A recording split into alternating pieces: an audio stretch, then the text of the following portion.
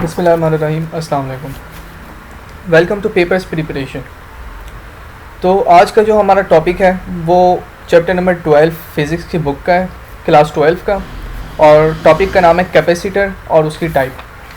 वैसे तो ये टॉपिक पेपर्स में सिर्फ इस तरह आता है कि write down about the series capacitor, या तो फिर ये आता है कि पैरेलल कैपेसिटर बताएं, लेकिन हम यहाँ पर ये सब डिस्कस करेंगे। अब बात आती है कैपेसिटर क्या है। एक्चुअली कैपेसिटर एक डिवाइस होती है जो कि चार्ज को स्टोर करती है। जैसे कि हम सबको पता है कि हमारे घर में फ़ैन्स जो हैं उन सब के अंदर कैपेसिटर्स होते हैं, तो इसी तरह और भी इलेक्ट्रिकल अप्लाइंसेस होती हैं जिनमें कैपेसिटर मौजूद होते हैं। अब कैपेसिटर्स जो होते हैं उनकी एक कैपेसिटेंस होती है। कैपेसिटेंस बोलते हैं एबिलिटी को, कि कैपेसिटर कितना चार्ज स्टोर कर सकता है और उसकी क्या एबिलिटी है। अब हमारे पास आती है टाइप्स कैपेसिटर की ना, कि कितनी टाइप्स के कैपेसिटर होते हैं। तो कैपेसिटर्स की जो टाइप है वो है दो टाइप्स, एक है सीरीज़ कैपेसिटर और एक है पैरेलल कैपेसिटर। आज के हम वीडियो में डिस्कस जो करेंगे वो है सीरीज़ कैपेसिटर, और जो पैरेलल कैपेसिटर है वो हम नेक्स्ट वीडियो में डिस्कस करेंगे इंशाल्लाह। जो सीरीज़ कैपेसिटर होता है वो एक्चुअली ये एक सर्किट है जिसके अंदर तीन कैपेसिटर, हमने तो तीन कैपेसिटर लिए हैं, इसमें ज़्यादा भी हो सकते हैं। तो तीन कैपेसिटर हमने लिए हैं जिसके अंदर एक कैपेसिटर है C1, दूसरा कैपेसिटर C2 और थर्ड जो कैपेसिटर है वो C3 है। अब ये जो सीरीज़ कैपेसिटर होते हैं इनमें जो कैपेसिटर होते हैं वो सीरीज़ में अरेंज होते हैं, और जो इसमें चार्ज स्टोर हो रहा होता है सीरीज़ कैपेसिटर के कैपेसिटेंस जो होती है, जो चार्ज जा रहा होता है बैटरी से, वो सब में सेम होता है। ये इसकी एग्जांपल इस तरह दूंगा मैं आपको कि जो C1 होगा उस पे चार्ज, C2 जो होगा उस पे चार्ज, और C3 पर जो चार्ज होगा वो इक्वल होगा। और जो वोल्टेज होता है वो सीरीज़ कैपेसिटर में डिफरेंट होता है। इट मीन्स ये कि C1 पर जो वोल्टेज होगा वो डिफरेंट होगा, C2 पर वोल्टेज डिफरेंट होगा और C3 पर वोल्टेज डिफरेंट होगा।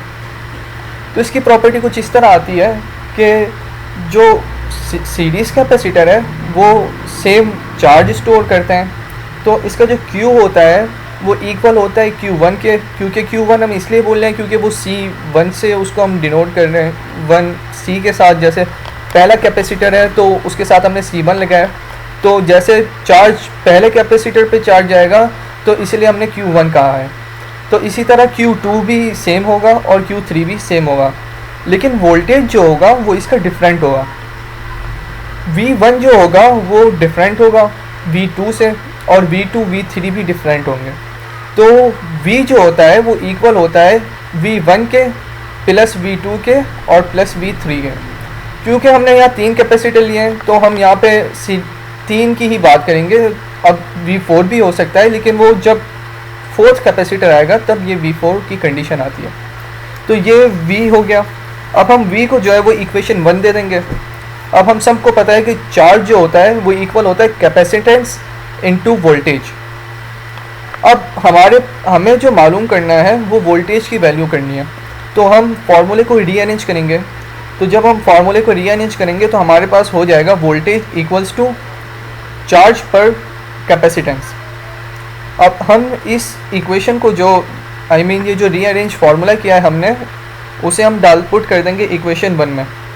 तो हमारे पास जो V है उसकी जगह आ जाएगा Q/C, और जो V1 है उसकी जगह आ जाएगा Q/C1, V2 की जगह आ जाएगा Q/C2 और V3 की जगह आ जाएगा Q/C3। अब जो कि हमें पता है कि Q सबका सेम है तो Q आ जाएगा कॉमन, तो Q हम कॉमन ले लेंगे और फिर जो है ना Q कैंसिल हो जाएगा अपोजिट Q के साथ। तो हमारे पास कुछ इक्वेशन इस तरह बनेगी कि 1/C equals to 1/C1 plus 1/C2 plus 1/C3। दोस्तों सब्सक्राइब करना नहीं भूलिएगा और बेल आइकन पे प्रेस करना नहीं भूलिएगा, ताकि हमारी जो नई वीडियोस हों वो आपके पास जैसे ही हम अपलोड करें वो आपके पास आ जाए। Thank you.